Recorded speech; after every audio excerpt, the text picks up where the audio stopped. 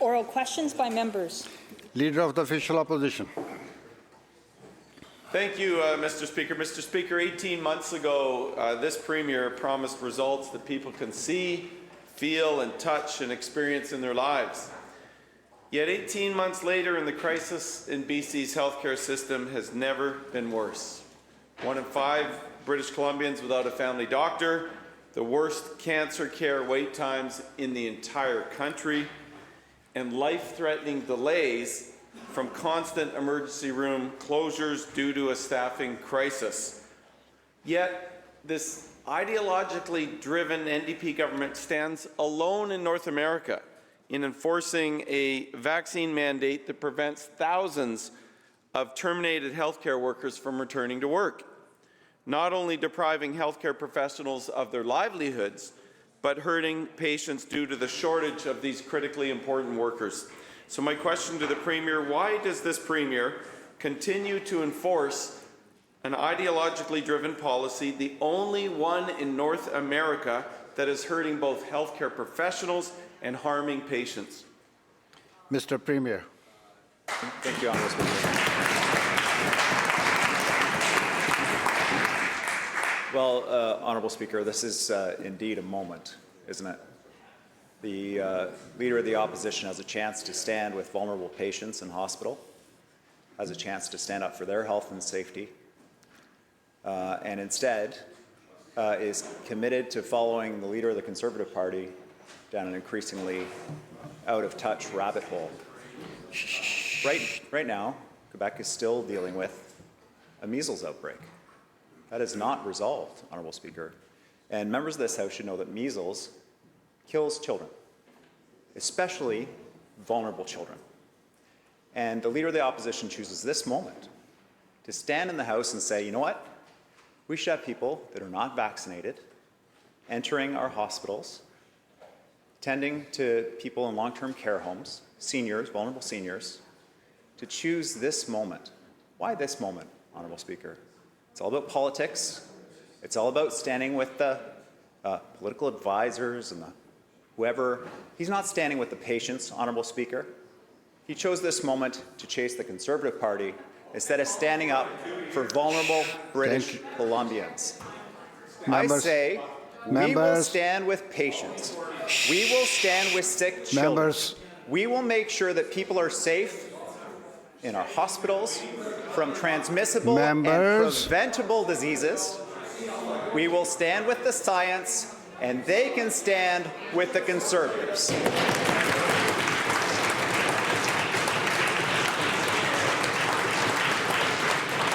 Official Opposition Supplemental. Well, thank you, Mr. Speaker. I'd sure love to see the science that's backing up the decision of this government, because apparently they're the only ones in North America that have this science. 2 years ago, Mr. Speaker, 2 years ago, we called for an end to this vaccine mandate that was driven by this ideologically driven Premier and Health Minister, and this government stubbornly refuses to listen. At a time when patients cannot get the care and attention they need right across this province because of the shortage of healthcare workers, thousands of whom are sidelined because of this Premier. The fact of the matter is the impact is dire. We've got skilled healthcare professionals being sidelined, and lives are literally being lost as a result of these hospital closures. Recent days have seen emergency room closures in Kitimat, Fort St. John, Chetwynd, Oliver, McBride, and Mackenzie is now on diversion, even as we stand here today. And yet this Premier and this NDP government continue to sideline thousands of nurses and healthcare professionals, an approach that is not being taken anywhere else in North America. So if they have some evidence that we're unaware of on this side of the House, what is that evidence, and when will the Premier bring forward that evidence and stop this ideological decision to continue to sideline those desperately needed healthcare workers that we need in our system today?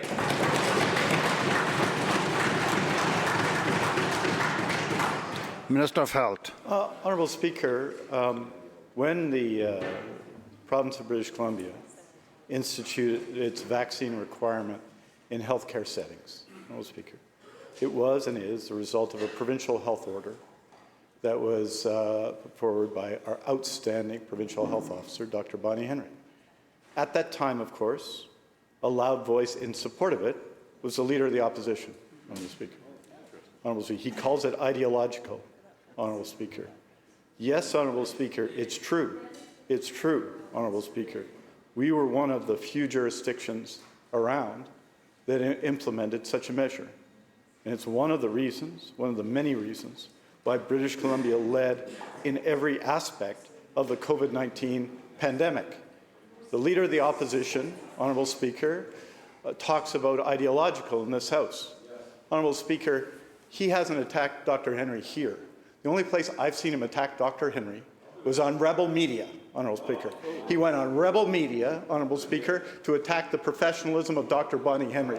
Well, British Columbians know Dr. Bonnie Henry is an outstanding scientist and an outstanding House leader, and certainly, Honourable Speaker, has a stronger knowledge of evidence than the Leader of the Opposition.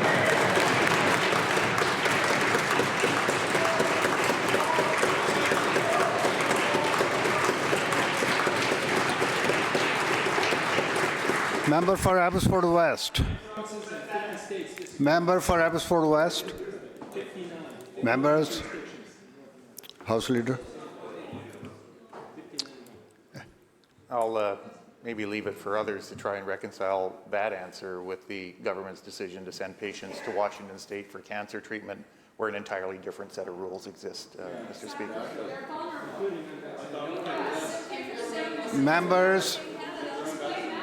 Members, opposition member, he's your own member asking a question. Members.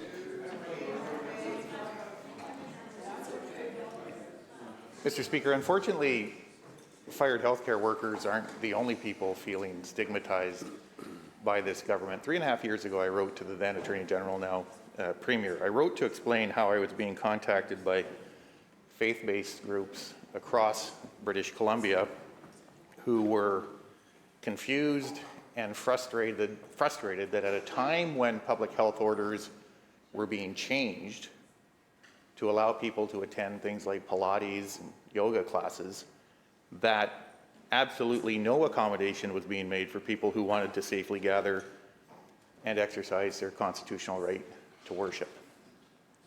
Last week, I learned that far from working to put those difficult days behind us, the government is actually doubling down on prosecuting churches that tried their best to find a balance between keeping people safe and meeting their spiritual needs.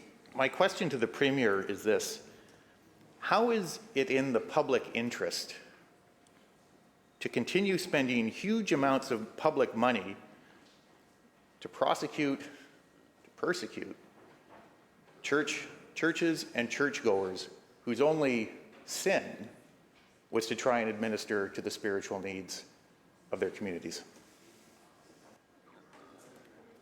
Attorney General. Thank you, Mr. Speaker. I'll take that question on notice. And of course, I can't talk about things that are before the court right now. Member supplemental. Thanks, Honourable Chair. Mindful of the fact it was about 30 years ago that I asked my first question in this chamber of then Premier Harcourt. I was hoping to entice this Premier into a final exchange with me in this forum.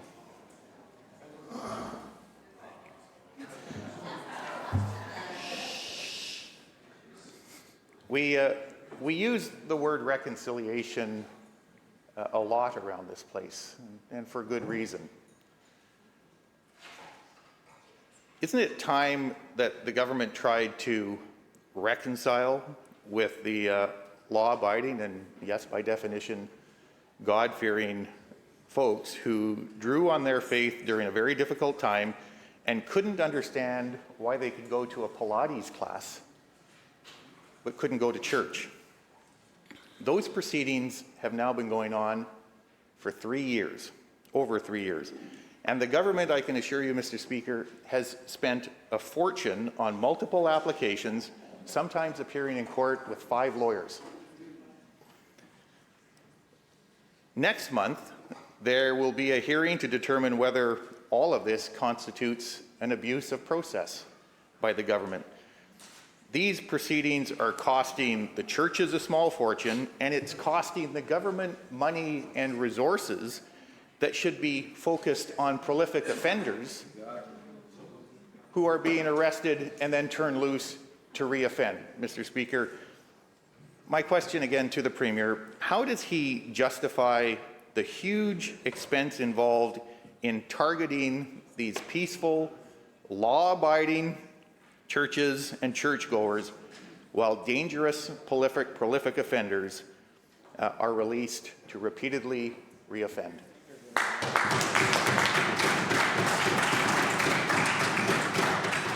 Attorney General.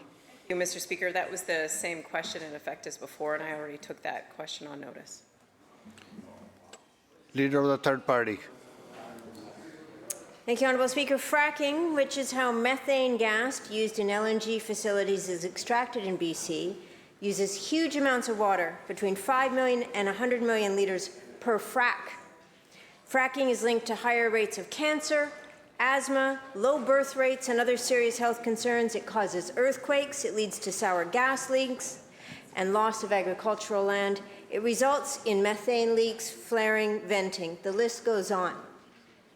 Because of the risk fracking poses to human health, the environment, and the climate, 5 Canadian provinces, 5 U.S. states, and several countries have either banned or paused fracking. California is expected to ban fracking this year.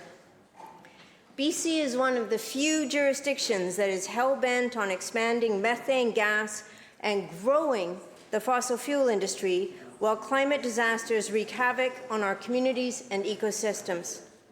My question is to the Premier. Will his government stop issuing permits for more fracking wells and develop plans to phase out methane gas extraction in BC?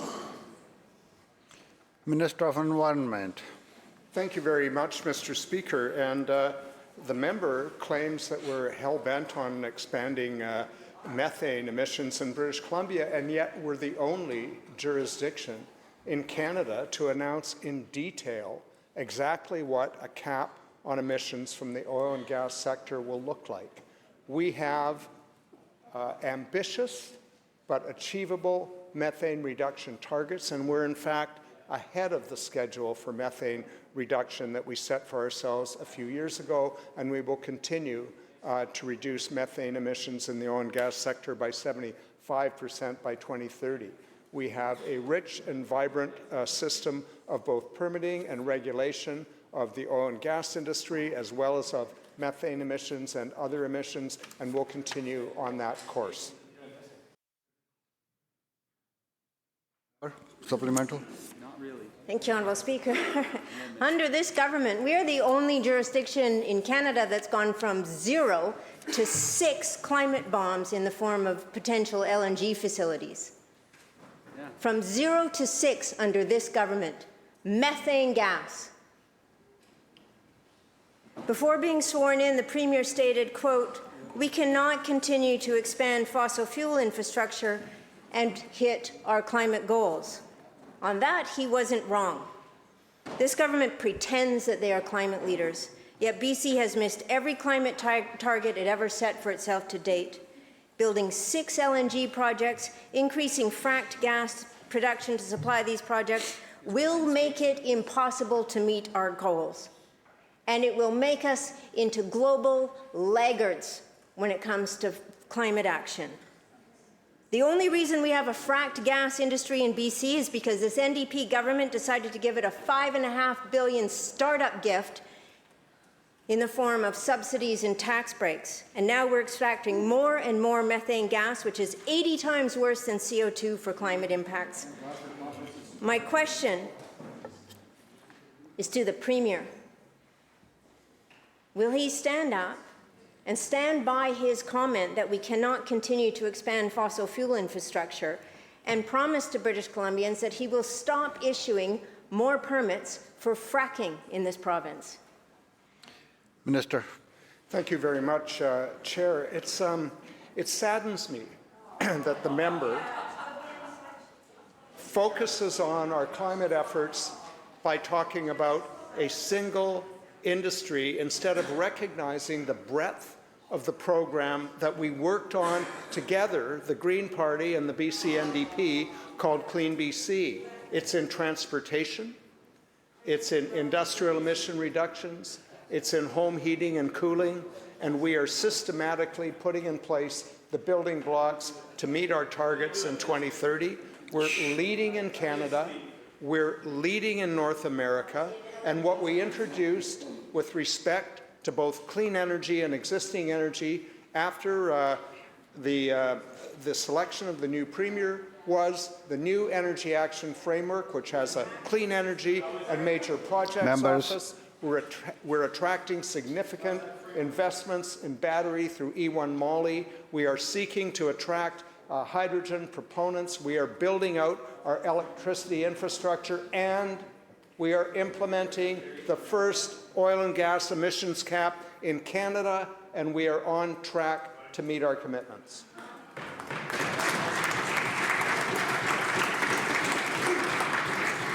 Leader of the Fourth Party. Thank you, Mr. Speaker. Well, last week we heard devastating news from Canfor in terms of the decision to close yet more mills in British Columbia, as well as to suspend the rebuild in Houston. And it was only a few months ago that the Forest Minister was touting in this chamber about the investment in the Houston Forest Mill. And yet here we are, it's being suspended. And why is it being suspended, Mr. Speaker? As Canfor said very clearly, because of government policy. Mr. Speaker, we have millions of cubic meters of wood that is not being made available, that this government refuses to issue permits on. We've got wood that has been killed by wildfires, that needs to be harvested, that needs to be processed, that needs to be rehabilitated, that this government is refusing to issue permits on. Mr. Speaker, why is it that this government has got such a vendetta against the forest industry? The forest industry supports jobs right across this province. It supports families. It supports people that are out volunteering for baseball teams and hockey teams. It supports people that are investing back in the communities, and it's being gutted, community after community. Why, Mr. Speaker, is this government refusing to understand that its policies are driving a crisis in this forest industry, and when will it change course to support communities and jobs across this province? Mr. Premier. Thank you, Honourable Speaker, and I do sincerely thank the member for the questions. It's an important issue. The decision by Canfor is devastating news for communities in our province. The forest industry is facing huge challenges right now, and it's not just in British Columbia, despite the member's suggestion. The American Loggers Council recorded 10,000 job losses across almost 50 mills by their tally. And a lot of this due to the low price of timber right across North America. It's down more than 50%. Just the last 8 weeks, the price for southern yellow pine dropped 25%, impacting the U.S. operation of many BC forestry companies as well. This is cold comfort, though, for the families in the Prince George region, for the families in the Houston region that were really counting on those investments. We worked closely with Canfor to make sure they had access to fiber for that new mill investment. And we'll continue working with the forestry industry, but it is definitely in transition between the beetle kill and the forest fires. It is a major time of change in the forest industry. We'll support the workers. We've got a Minister of State working exclusively on fiber supply, identifying those opportunities to get burned wood to market, to get marginal timber to pulp mills, scrap to pulp mills, and to support getting more jobs per tree that we do have in the province, Honourable Speaker. Leader of the Fourth Party supplemental. Thank you, Mr. Speaker. Well, I've lost track. It's 17 or 19 different processing facilities in this province have closed under the NDP. But here's an interesting fact. When the NDP came to power, lumber prices were $375 spot prices. Today, they're $485. What's changed? I can tell you what's changed. The cost of doing business in this province has skyrocketed, and we are by far the highest cost jurisdiction in North America. We used to be competitive in this industry. We used to be proud of this industry. We used to be proud of the people that worked in this industry, instead of dismissing it and saying, oh, it was just a problem from somewhere else.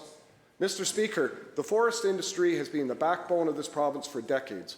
The forest industry supports families. The forest industry supports surgeries and investments in healthcare and school. It supports communities right across this province, and it supports families across the province. Mr. Speaker, the industry came to government and asked for reductions in the cost structure so that they could be able to carry on operating. They knew this day was coming. And what did government do? They added on costs, they added on bureaucracy. The Premier just said that they're doing everything they can to get permits out.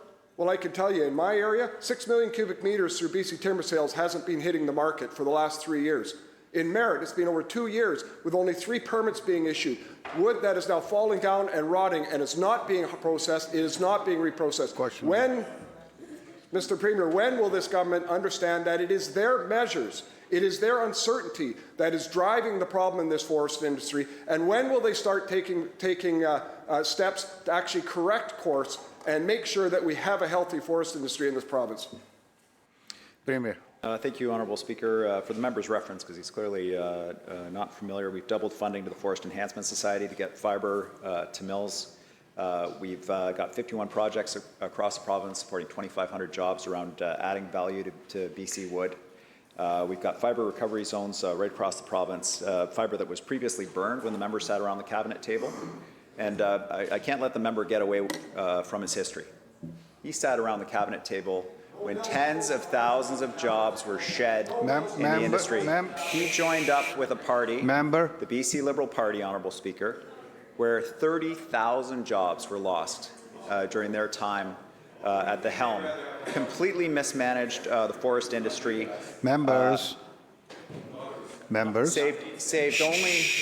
Saved only by the clear cutting of the beetle kill wood for a few more years. And even the member for Prince George Mackenzie stands up in this House just a few weeks ago and says things have to change in the forest industry. Those days are gone, and they died under the BC Liberal government. But the forest industry has a strong future in our province, Honourable Speaker. It has a strong future of value-added manufacturing. I don't take anything away from the huge challenges that are faced by the families that are impacted by the Camp 4 decisions. But we've been working since day one, informing government to support forestry workers, to support the industry in these really challenging times. We're going to keep doing that, Honourable Speaker.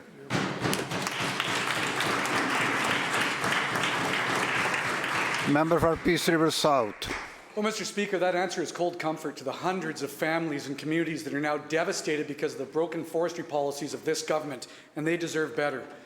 When we look at what's happened here recently, it should be no surprise that the Minister and the Premier need to look in the mirror.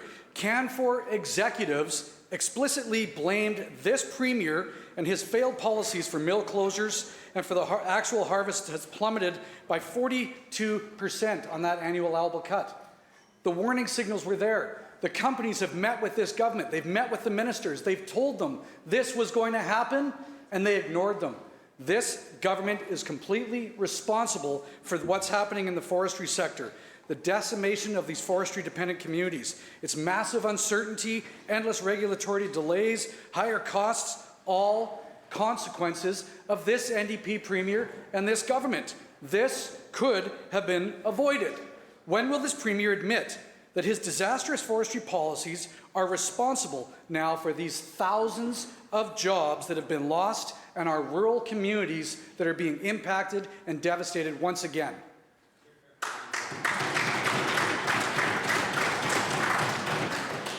Premier. There's no question, Honourable Speaker, the impact of forest policy and forest decisions made over a long period of time are impacting forest families and rural families in our province. We've got families being evacuated from the northeast as a result of historic level, remarkable forest activity due to drought, and families in the Prince George area impacted by the decisions of Canfor. The member, though, a couple important notes.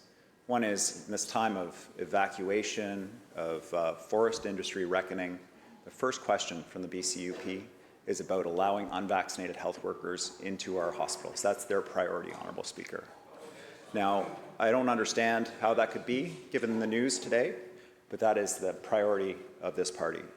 Members of his own party, members of his own party recognize that this is a time of reckoning, and he is actually a member from Prince George who stood in this place and said, this is a time when we need to do forestry differently because bad decisions have been made in the past. And he is absolutely right. And so we're continuing to do that work. We will support the families in Prince George that have been impacted by this incredibly difficult decision by Canfor. We've got a team of people working to ensure that we can do all we can to get the fibre supply that's available to those companies that are providing jobs in our province to support families. We absolutely have more to do, Honourable Speaker, but I will not take critique from a party that watched 30,000 jobs walk out the door of this province.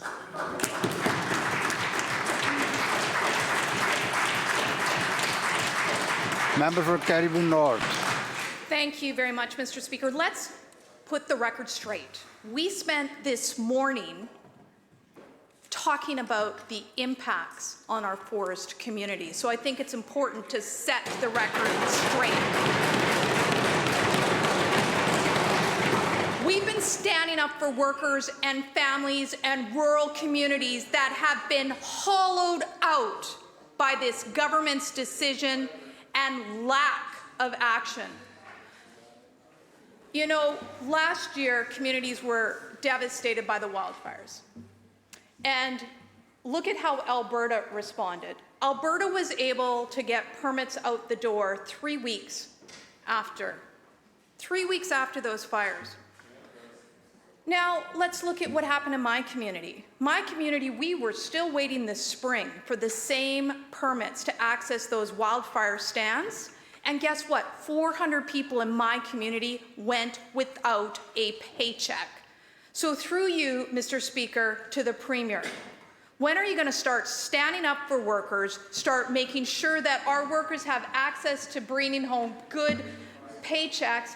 And you know what? Here's something. The Premier could stand up today and adopt the BC United's plan to make sure that we are enforcing strict timelines for public land decisions, securing a future for workers and families in rural BC. Will the Premier do that today?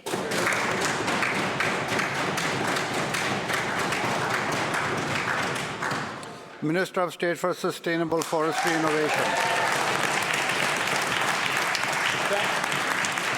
Thank you, Mr. Speaker. And it's a bit rich to be lectured about standing up for workers from a party led by someone whose main commentary on supports for laid-off forestry workers when he was in government was boo-hoo. The decisions that have happened this past week from Canfor, the problems and issues Members. with access to fibre, with access to fibre due to unprecedented wildfire conditions and, yes, difficult markets. We are next to the largest housing market on the planet.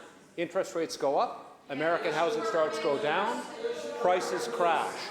It is difficult across Members, the board. let's hear the But answer, please. Mr. Speaker, we are doing... Just a second.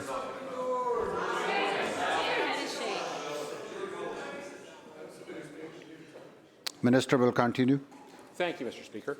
But we are doing the work. I was up in Quesnel recently, just like I was out in Adams Lake, touring active wildfire salvage to go into the Interforce sawmill in Adams Lake and looking at barriers and process issues in place. Well, we're set on resolving those, Mr. Speaker, which is why we changed the Interior Appraisal Manual to incent and expedite wildfire salvage to help those operations continue. There are 30 BC timber sales licenses being developed right now in response to the 2023 fires, and we're going to continue to do that work. Thank you, Mr.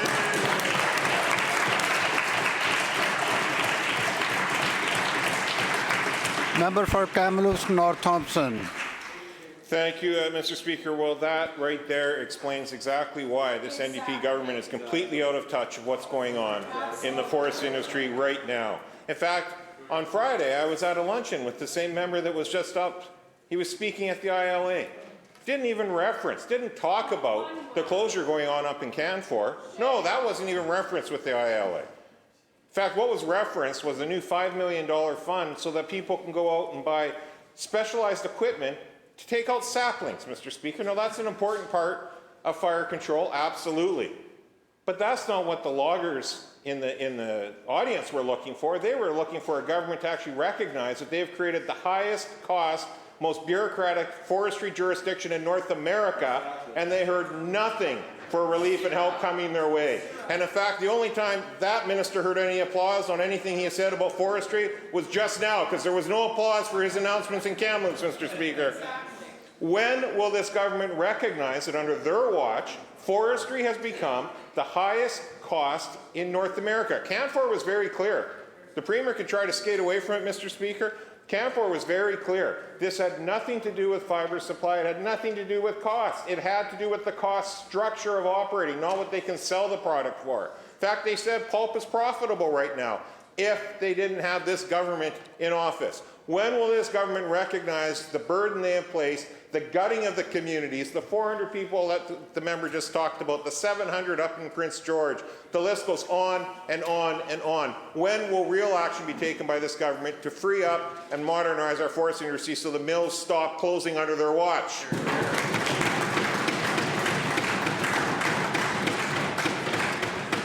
Minister. Thank you, Mr. Speaker. And the decision by Canfor to curtail Polar, to curtail the line on Northwood, to suspend their investment in Houston are absolutely devastating for workers and for their families.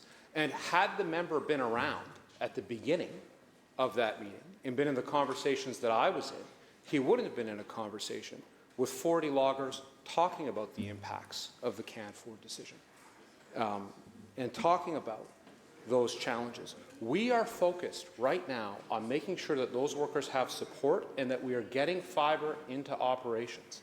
Just like in Kamloops, Kruger Pulp, which is capable of taking 1.3 million cubic meters of wildfire salvage, something that other pulp facilities are struggling with, that they have pioneered the way on. We are making sure that they have access to that wildfire salvage by expediting those permits so that workers and their families know that they have the stability, that they can go to work every day and go home every night, and that they have that family supporting job, Mr. Speaker. The bell and the question period.